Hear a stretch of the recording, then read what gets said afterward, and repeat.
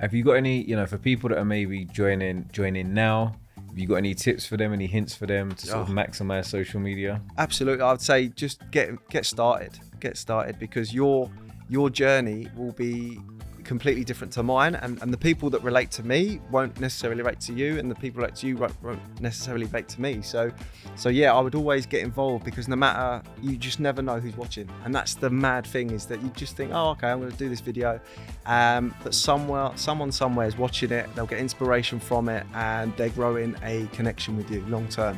And you throw a deal out there when you're ready, and you watch, that person will come up and say, I've been watching you for a long time. You never knew that. So yeah, my number one advice would just be absolutely just put yourself out there, take the plunge, and get better as you go, because no one's perfect first time.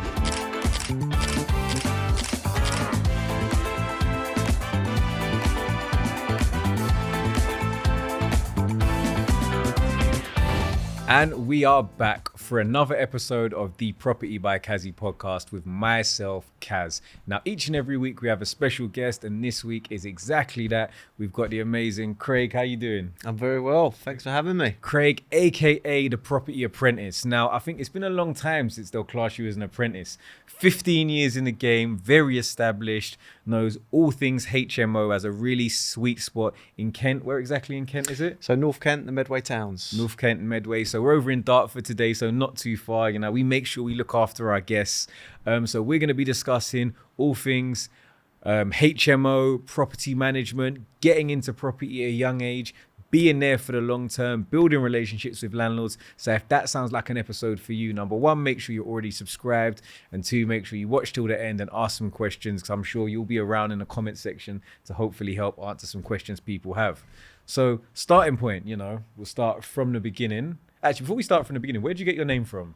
So Property Apprentice was like something that I wanted to use as something to document my journey, but also to show people that I was still learning. And so, like you said, I've been in it a long time now, and a lot of people say, oh, so why The Apprentice? Like, you've been in it a long time, you obviously know your stuff.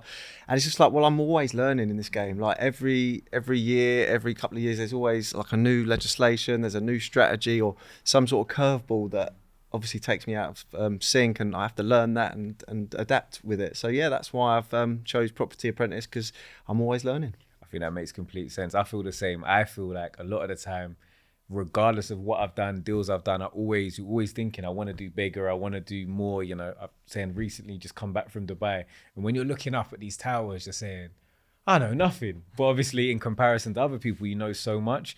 And I think it is great to be conscious that we are always learning. So that's good. So that's where the name came from. And obviously the social media side of things and building your brand that way is newer. But you said you've been in property for 15 years. So talk to me about, what was your motivation to first get into property? Yeah, so literally the seed was planted with my dad, and he was a developer, the traditional route. He'd buy our family home, it was run down, he'd work on it because he's a builder, and he'd approve it, he'd sell it on, and then we'd move to a bigger and better location. And he kept replicating that throughout my youth. And obviously I saw him accumulate wealth, and I thought, I like this. This is kind of the route I want to go. And then it wasn't until I went to university and I saw a massive kind of gap in the market for high-end student living, because my landlord was nothing shy of a slumlord. Honestly, Kazzy, he was horrendous, to the point where my mum actually cried when she dropped me off. She was like, when she dropped me off. Yeah, she was like, oh my God, because they went to Ireland when they dropped me off at uni. And so yeah, that's kind of what planted the seed. And then I saw this big gap in the market when I was going from property to property on my friend's house.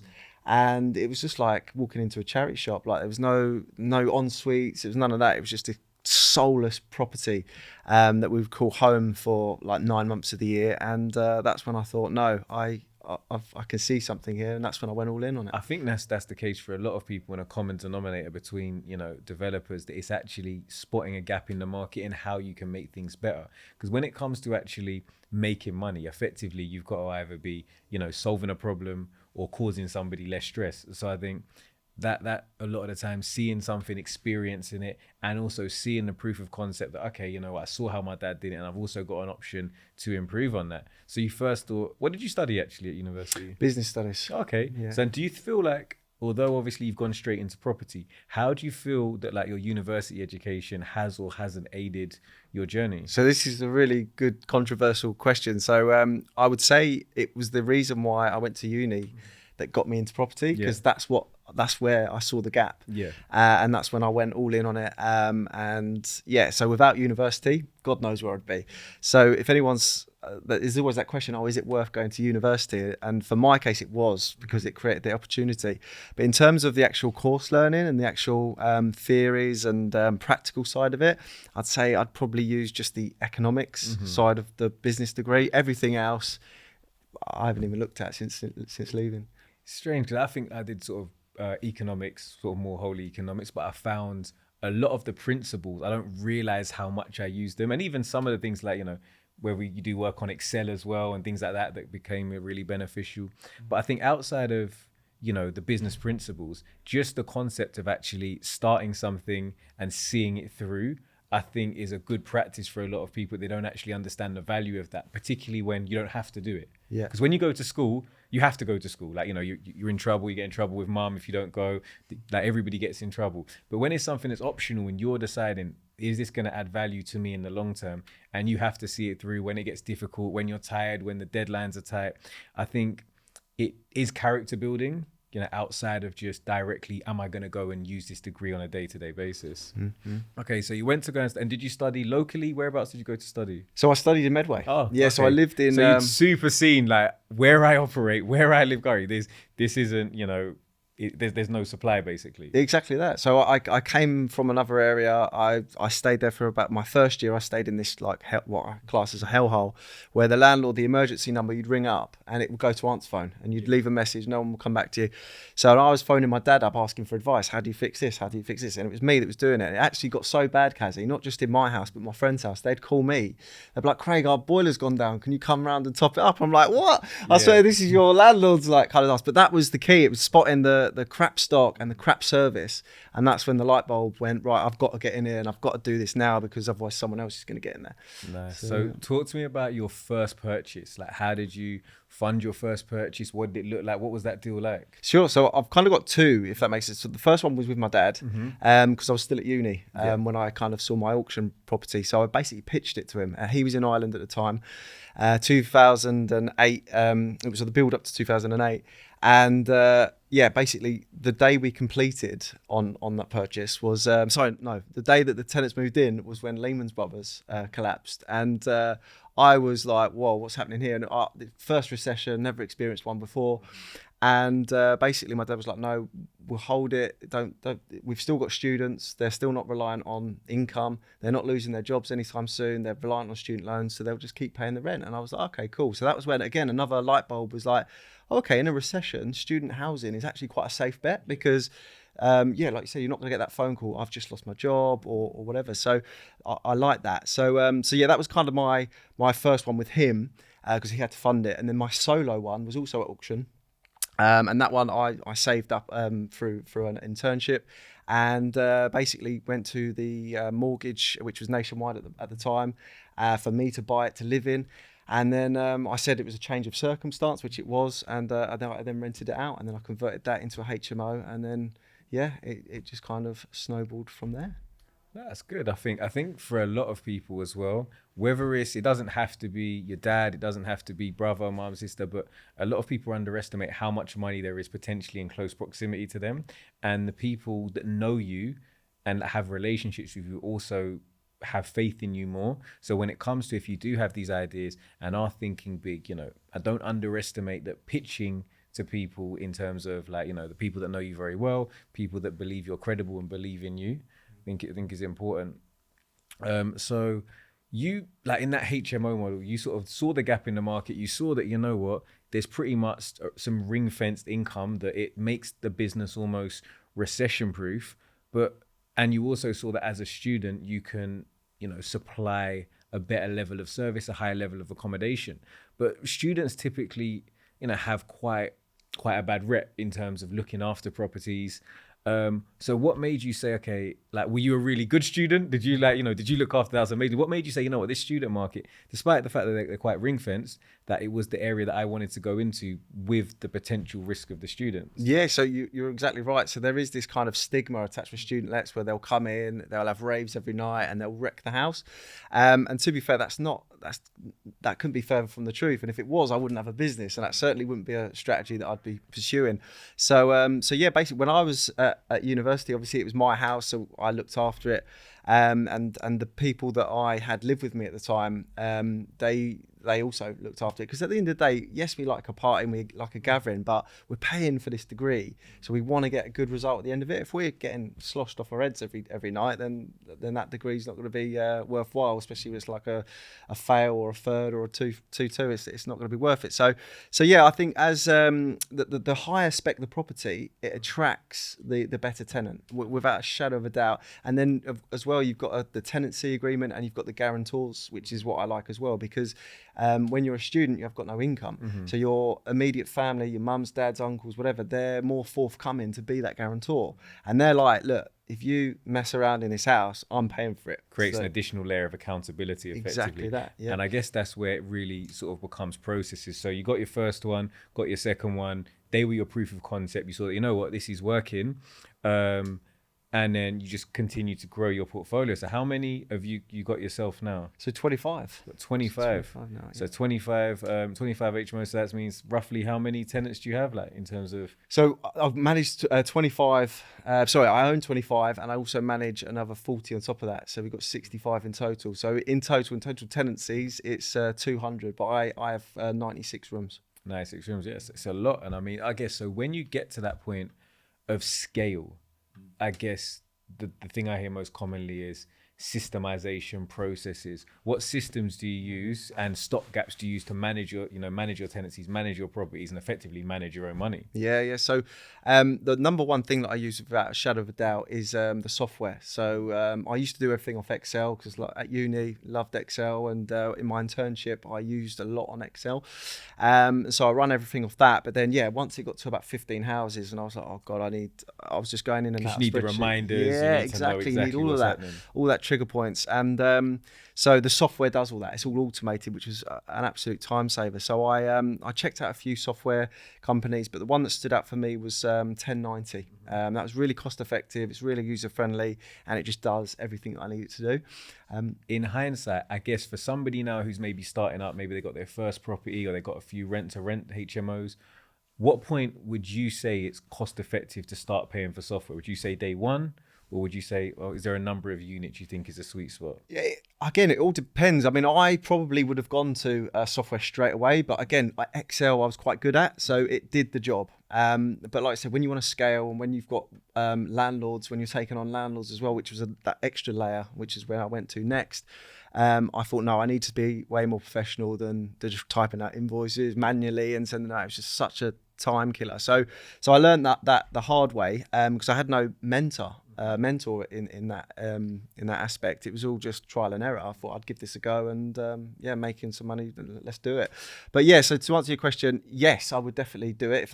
If you see this long term, then go for the software, because there's so many more about as well when compared to when I first started. There's so many in terms of just managing things. I know you've got Coho, you've got Mondays, you've got you've got so many. You've got Arthur Online, That's right, Good Lord. There's quite a few, and like different people. Like, I've tried quite a few of them, and I think it's what works for you. Arthur Online, for example, was really holistic, but I found it a little bit clunky. Mm-hmm. Whereas there's some, Good Lord, I really liked, but doesn't deal with everything. So I think you just got to look at your business model. Like you said, try a few.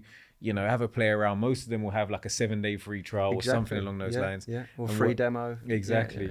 Okay, so that's one thing. So in terms of softwares, what else? What about staffing? What advice in that space? Yeah, good. So our staff at the moment is me as the director, managing director. So I handle all the funds and all the money side of it, and the relationship with the landlords and investors. Then I've got Josh Bryant, who's my property manager. Shout out to Josh. who does a fun. Yeah, we love Josh. And and then we've got our admin Chloe. So she just handles any admin or ad hoc tasks. And between the three of us, we hold it all together. And then around that, we've got like an army of like tradesmen, from electricians to roofers to gardeners, you name it, we've got it. And so that's kind of the hub of our team. And like, finding a good team is so important. What, like, when we're looking for staff members, what did you look for in those people? Yes, that's a good chat. So Josh, I took on as an existing tenant. So so he knew me. He knew the way I run the operation. He knew the tenancy agreements, and he really shone meeting him as a person, and I like that. Like, I just get to know someone on a level, get to know where their kind of moral compass is and how they are, and that's when I think I like them. And then you bring in the job aspect. I wouldn't do it the other way around. I always like to know that person on a level first. That's kind of how I did it. I employed Josh, and then in the summer we were doing loads of renovations, because that's our busiest time of year, getting it ready for the next lot. Of course, yeah. And one of the tradesmen that we had, his girlfriend was Chloe, and so I met Chloe, and again I really liked her vibe, and now she's in the office. I think that's one thing. A lot of people employ for skill set, but skill sets are a lot easier to teach. Whereas culture and attitude, like in terms of like culture within the employment, is something that you can't really teach in the same way. So I think if you do that, you can teach a skill set afterwards effectively. And don't get me wrong, I'm open for that. And we did try it out before. There was a girl, we put just a CV kind of trying to see what hit, and came back. Girl shone out. She's great at social media, ticked all the boxes. But when she came into the company, she was turning up late. Do you know what I mean? It's just that stuff that, the attitude side of things. it just didn't connect. So. That's fine. So that's a lot of good information for people. In terms of that growth strategy, we see did 1, did 2. How were you able to? Because for a lot of people, they may hear 2 to 25, and it sounds like, wow, like how do you get there? And obviously, it is over a 15-year period. But what was your process like for acquisitions? Yeah, so I'd say the biggest kind of growth spurt was the moment I left my job. The full-time role, without a shadow of a doubt, because you got to realize that your job takes up a lot of your time, right? It takes up Monday to Friday, sometimes Saturday for some people.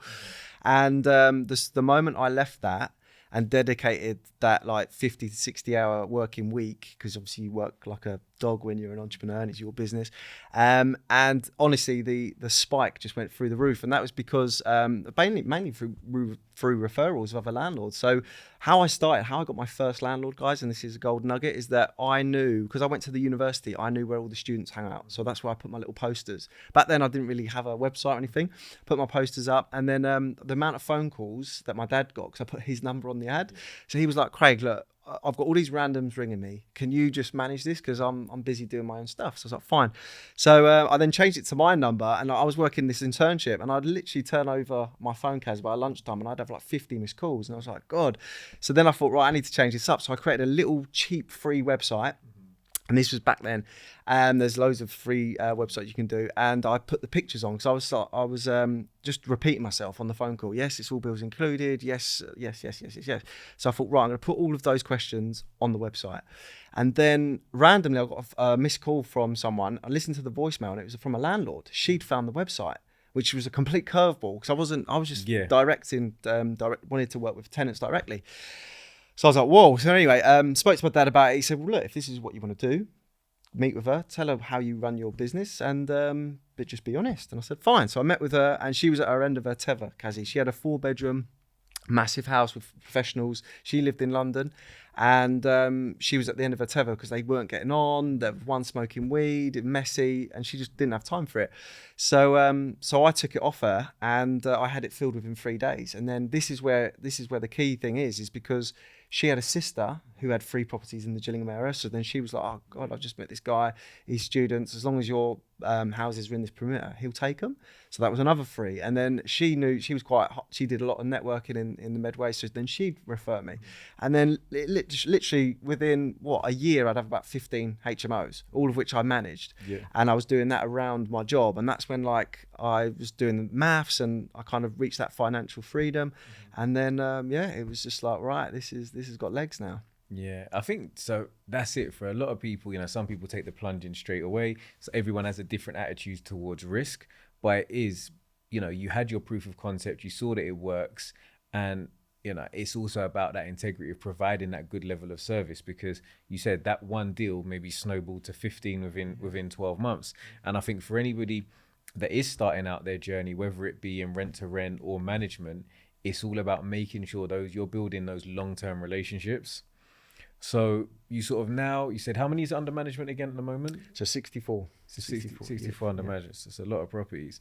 So how do you think social media has impacted that? You said that was the spike. Yeah. You then how long have you been on the socials and building your personal brand as well? So 2014, I believe, is when I went onto Instagram. And Instagram was just all photos back then. There was no stories or anything like that. So that was it. It was just literally before and after pictures. That was literally what I did. But yeah, social media, massive, like for everything. So firstly, let's start with students. So if you pull over any student, Kazi, in the campus, what have they got? They've all got social media. Yeah. They've got like Facebook, Twitter, YouTube, TikTok, all of that.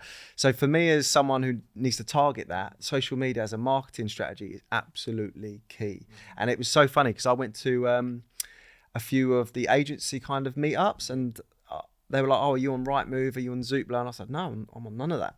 And they're like, "What? How do you get tenants?" I'm like, "Social media." And they're literally word of mouth. That was it. So that, from a tenant perspective, social media is absolutely key, especially for the student market.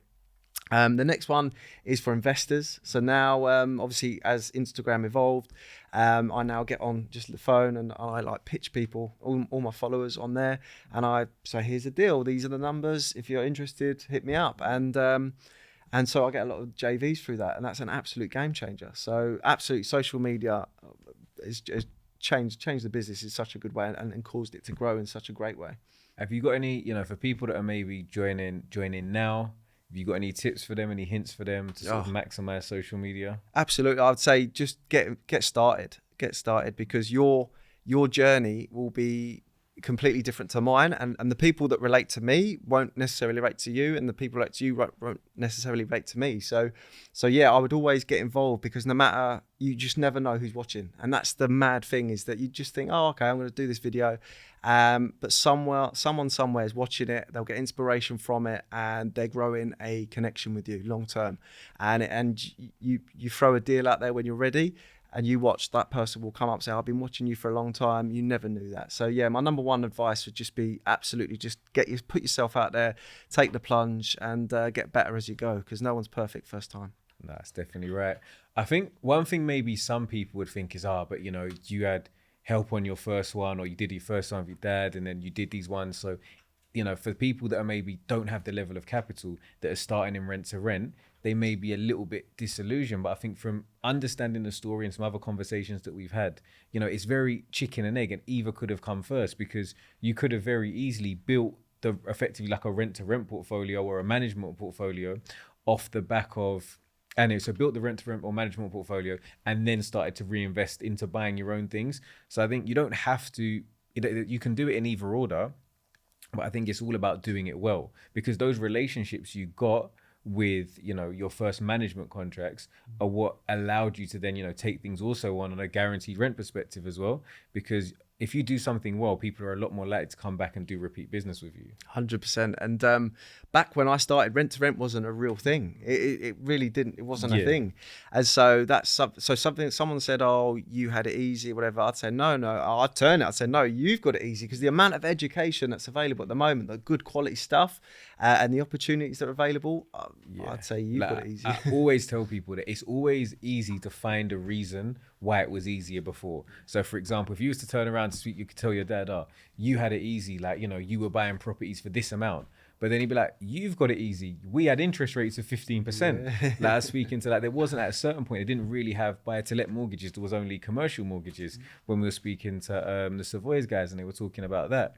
The fact that rent to rent wasn't a thing, yes, made that it wasn't as much competition or as saturated, but it also meant that you've got to pitch that to people 1,000 times before they even understand it. So there's always going to be a reason why you can't do something. I remember when I first started out in property, and I was saying I wanted to set up basically a rent to rent business, And like a few of my friends are, but there's already so many estate agencies. There's already this, there's already so much, but there's always going to be a reason why you shouldn't do it. But at the end of the day, if you want to be an entrepreneur, your job is to find a reason why something works, not why it won't work. Yeah, absolutely. And it's so key who you choose to listen to, because, and with all due respect, that person might have the best interest for you, but he doesn't know what you know. He doesn't see what you see. You've got to have that self-belief. And I had a similar situation where one of my managers, I worked for Disney, and I told him, like, I was like, mate, I'm going to do this project. Here are the numbers. And he was like, well, look, if you do this, you're going to have to work weekends. You've worked hard here. Why don't you just focus on your career here? And at the time, I was like, that wasn't what I'd expect him to hear, but he was just doing what he felt was best for me. So yeah, just be very, very careful. Have that self-belief and just have that laser focus and just go and get it. I think it's always good to ask for a second opinion, ask for feedback, get that feedback loop. And we had the same conversation with Ethan and Aaron. Like they went to good schools, their friends, you know, at 22 are, you know, becoming doctors, accountants, architects, all of these things, or trainee architects and trainee doctors. And it's like they were like, oh, mum, I'm going to be a property developer. But it's, you know, you have to really understand, have that level of self-belief, have people that want to hold you accountable, but also you have to see it through to fruition and actually make it work for you. So we've spoken about a lot of the pros and all of the good stuff. So tell me some of the you know, the issues you found along your journey, like things where you found like, you know, things could have got unstuck here and you've had to find solutions. Sure. So I'd say COVID was the big one. It was obviously standard maintenance stuff with students. Yes, you do get that one party and stuff like that. But the biggest kind of thing for me, which I was like, wow, this is big and could really cause some detrimental to my business, is when COVID hit. And basically the reason for that is because obviously we had halls of residence, which is the competitor, so to speak. People come from halls into HMOs because it's cheaper and it's a better experience. But the halls of residence were letting the students go out of contract when COVID hit. So then I had all of my tenants be like, hey, Craig, our mates are getting let out of halls. We're going as well. So I was like, no, that's not how it works, guys. You're in a private rented agreement. It doesn't matter whether the uni's open, closed, or painted pink. You still have to pay the rent until told otherwise, because that's what the law states and that's what the contract states. And so I had guarantors ringing me up, shouting at me, swearing at me, going, "Oh, you're a disgusting man, holding my son accountable." And I was like, with all due respect, like, I'm just doing my job, and if I don't, then the landlord's going to default on the mortgage, and so it's a knock-on effect. And as well, because these students were students, their income didn't come into it. The landlords didn't get that mortgage relief, because it was all, if your tenant could show that they had hardship, then they qualify. But students didn't do that. So yeah, my arrears list at the time is usually about 3 a month, like the usual 3. That come through, but then it jumps. Suspects. Yeah, the usual suspects. Yes, they're always there.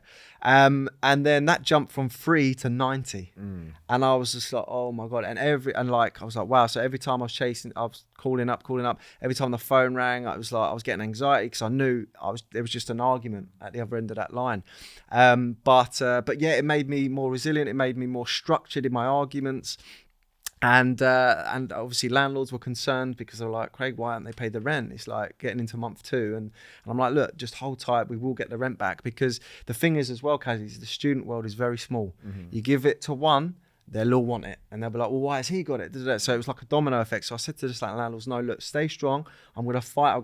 As long as we've got the word in the contract, we're good. Unless the government say something, then we're good. So yeah, I had to fight the cause, and yeah, I managed to get all the rent in. It was challenging.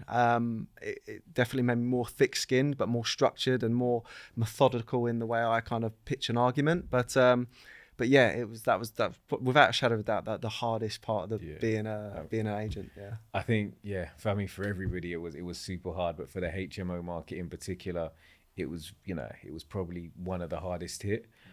But that being said, I think your best lessons and the things that change you the most is actually dealing with and overcoming adversity.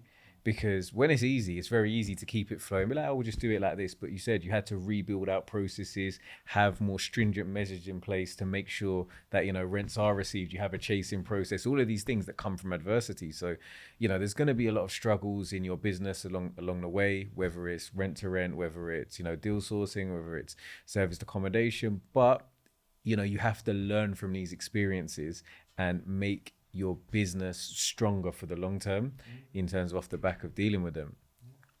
So what's sort of like, what's next for you? Where are you going into? Because the market's constantly adapting as well. Where do you see the market going, and what's sort of next for you? What's your focus over the next couple of years? Great question. So next for me is more rent to rent. I feel that basically with the student market, I've got a lot of landlords that are coming to the end of the cycle, if you like, before they have to renovate the house, and so they're at a crossroads whether to spend all that money renovating or to just sell up and cash in, because they've got a lot of equity there. So I'm seeing that as an opportunity, because I don't want to let that stock go, and I know the demand is there because the service is good and the properties are good. So the biggest opportunity that I see is I'm going to propose to those landlords, look, don't sell the house. I know you've got to spend X amount in there to bring it up to standard and all the rest of it, but give it to me. I'll take it on for 5 years. I'll pay you X amount. You sit back and you just enjoy life, go to the golf course, go shopping, go on holiday, whatever you want to do it. Like, this is your time now. Give it to me, and we'll go from there. So hopefully, because I've already built up that relationship with them, there'll be more forthcoming to that. So yeah, that's kind of where I see the biggest opportunity for me with an agency with those HMOs. I don't want to let them go, so I want to take them on, but at the same time I've got to make it profitable. Restructure that makes sense. So I think in terms of calls for actions for you, if there are any landlords in the Medway area that are considering HMOs, that could really work for you if they are within your patch. Outside of that, you also mentioned you do get offered, where you've been operating in an area, you've become an industry expert in that area, you get offered a lot of deals, so there's option to potentially JV for the right opportunity. So where can people find you? How can they reach out and get in contact with you? So social media, Instagram is the big one for me. So yeah, please DM me. It's the Property Apprentice on Instagram, or Craig Sullivan on LinkedIn. I'm growing that as well. That's kind of my 6-month goal, is to really boost that one as well. Now, it's been good. It's been really good talking to you today. This has been another episode of the Property by Kazi podcast. I'm going to say it's the internet's favorite podcast. I'll let you decide in the comment section. We really appreciate you coming on board. Definitely make sure you connect with Craig. It's been another good episode. If you haven't already, subscribe, and we'll catch you next week.